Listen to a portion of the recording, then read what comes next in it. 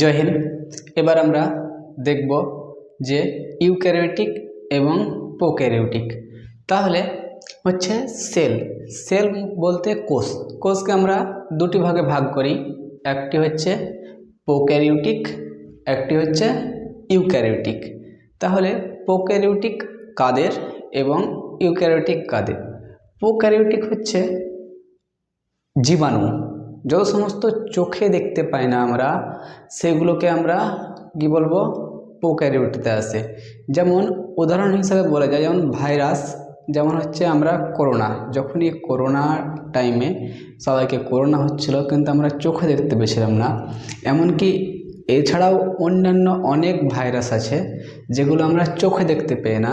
যেমন যদি যে জল আমরা খাই, সেই জলকে যদি মাইক্রোস্কোপের সাহায্যে যদি দেখা হয়, তো ওর ভিতরে অনেক জীবাণু বা ভাইরাস আছে জলের ভিতরে, আমরা সেগুলোকে চোখে দেখতে পাই না। সেগুলোকে আমরা কি বলবো, প্রোক্যারিওটিক। ওগুলো আকারে ছোট হয়, এত ছোট, সেগুলোকে মাইক্রোস্কোপে জুম করে দেখতে হবে, 1000 2000 এক্সে ওকে জুম করে দেখতে হবে, তবে ওকে বড় আকারে বুঝতে পারবে যে এরকম আর আকার গঠন কি হয়, ওরা আকারে ছোট হয়। এবার দেখি ইউক্যারিওটিক।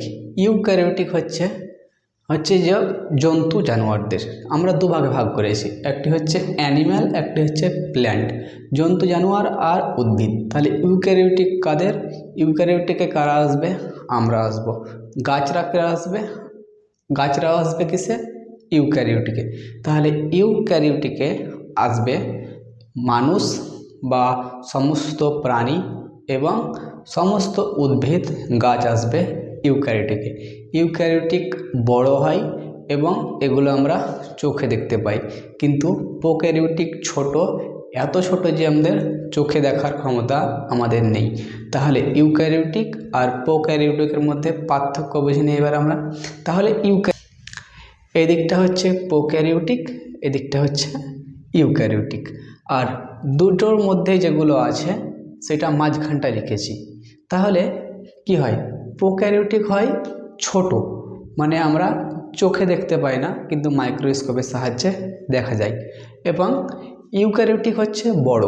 ইউক্যারিওটিক কি বড়, আমরা চোখে দেখতে পারি, চোখে দেখতে পাই এবং আমরা সবাই ইউক্যারিওটিকে আসি, কিন্তু প্রোক্যারিওটিক চোখে দেখতে পাওয়া যায় না। এর মধ্যেও নিউক্লিয়াস থাকে, এর মধ্যেও নিউক্লিয়াস থাকে। প্রোক্যারিওটিকের মধ্যে নিউক্লিয়াস থাকে, ইউক্যারিওটিকের মধ্যে নিউক্লিয়াস থাকে। কিন্তু প্রোক্যারিওটিকের মধ্যে নিউক্লিয়াস থাকে মানে থ্যাপলাভাবে পড়ে থাকে, মানে কোনো আকারের কোনো নির্দিষ্ট আকার নেই। যেমন এরকম, এটা হচ্ছে নিউক্লিয়াস, যদি এন, তো এনটাও এমনি এমনি করে পড়ে থাকে, মানে থ্যাপলা হয়, এরকমই পড়ে থাকে এনটো, মানে নিউক্লিয়াস।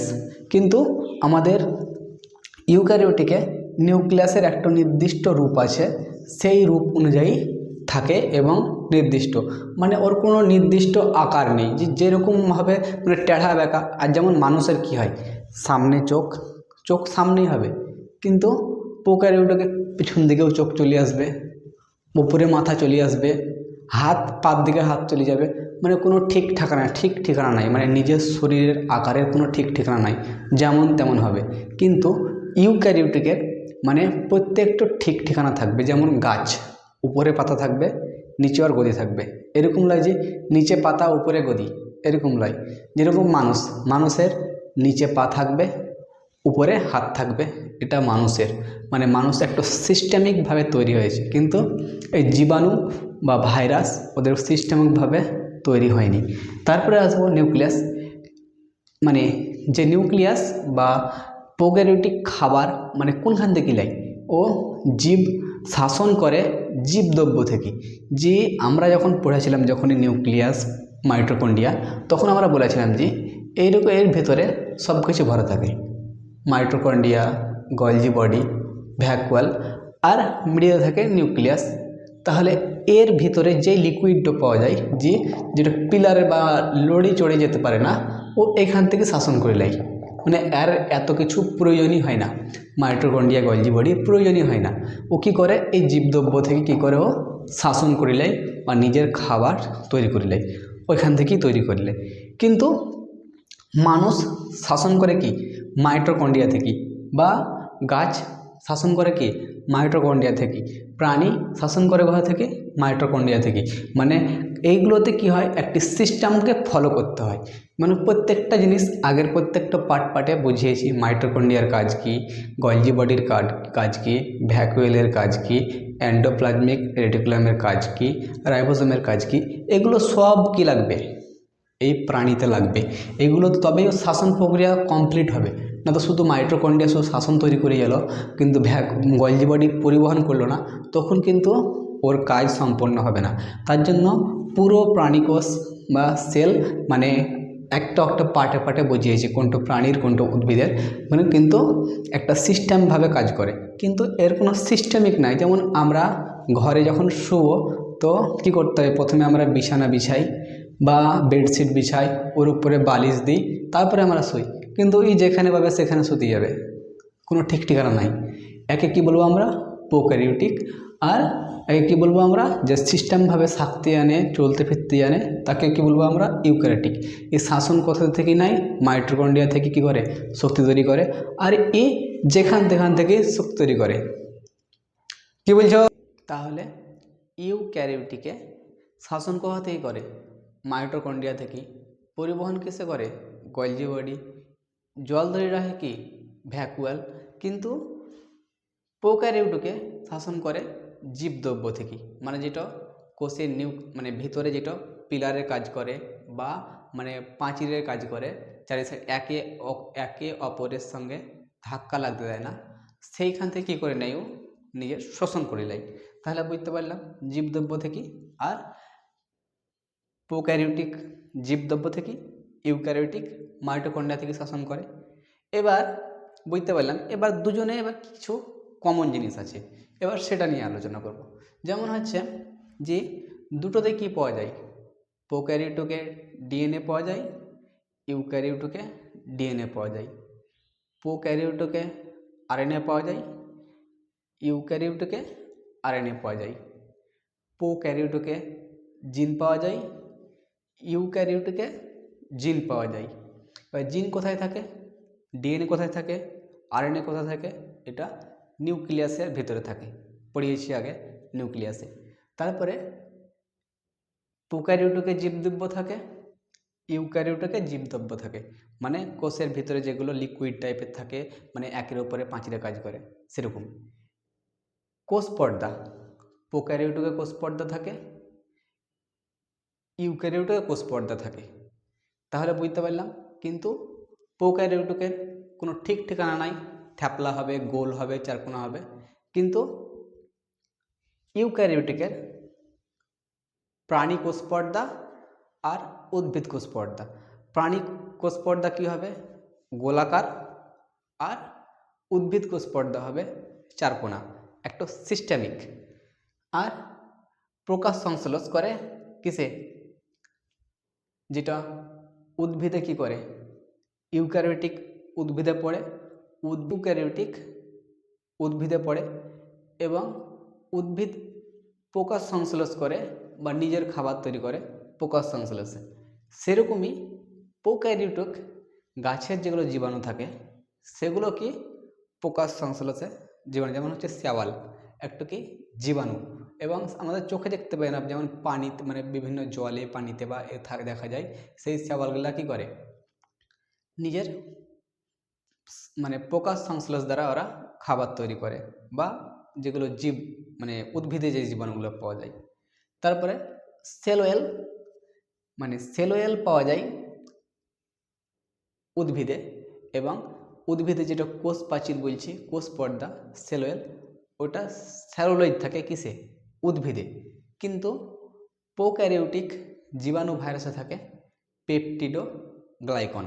তাহলে প্রোক্যারিওটে থাকে সেল ওয়েলের কাজ করে পেপটিডো গ্লাইকন, আর উদ্ভিদে কাজ করে কি থাকে, উদ্ভিদ সেলে থাকে কি কাজ করে, সেলুলোজ। কি কাজ করে, সেলুলোজ। এবার দুজনের মধ্যে প্রোটিন তৈরি করে রাইবোজোম। উদ্ভিদ এবং প্রাণী 80S মানে 80S, আর প্রোক্যারিওটিকে 70S 70S। তাহলে কি করে, উদ্ভিদ এবং প্রাণী প্রোটিন তৈরি করে রাইবোজোম 80S, এবং প্রোক্যারিওটকে প্রোটিন তৈরি করে 70S। বুঝতে পারলাম। এবার প্রজনন, প্রজনন কার বেশি তাড়াতাড়ি কার বেশি ফাস্ট?